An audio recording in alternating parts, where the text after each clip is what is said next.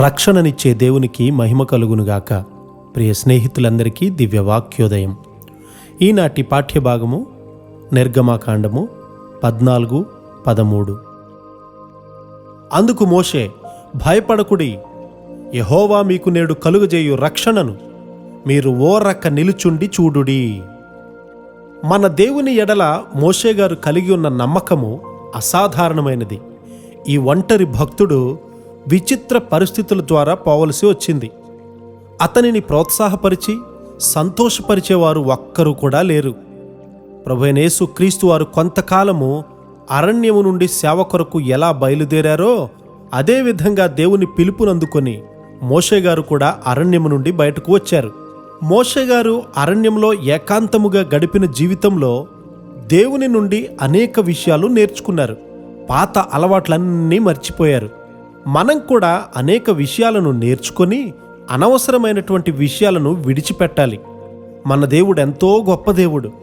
ఆయన దగ్గరకు వచ్చి ఆయనను పరిమితం చేయొద్దు. ఆయన గొప్ప ప్రణాళికలతో ఇమడడానికి తగినదాన్ని నీలో దేవుడు కలిగి ఉంచాడు.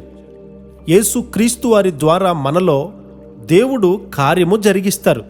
మనము ఆయనకు గొప్పవారముగా కనబడుతూ ఉన్నాం.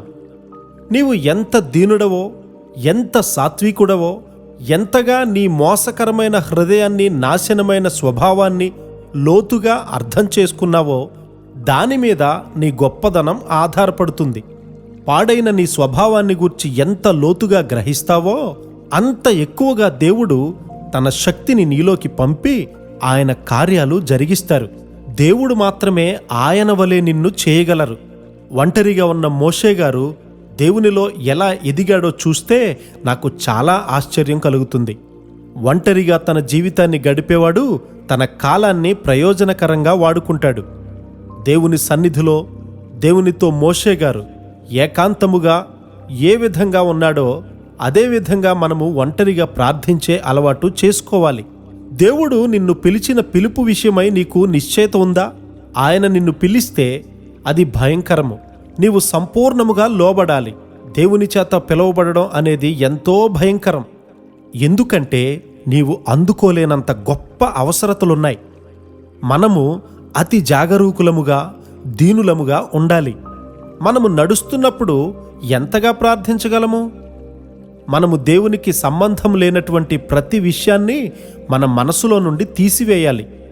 మనలోని ఆత్మ దేవునికి సేవ చేయాలని కోరుకుంటుంది. కానీ దేహము తన స్వంత మార్గంలో పోషించుచు ఆత్మకు ఆటంకం కలిగిస్తుంది.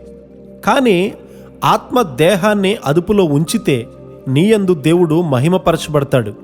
మన జీవిత పోరాటాలన్నిటిలో ఆయన యొక్క విడుదల కొరకు దేవుని ఎదుట వేచియుండే హృదయాన్ని మనందరికీ దేవుడు అనుగ్రహించునుగాక.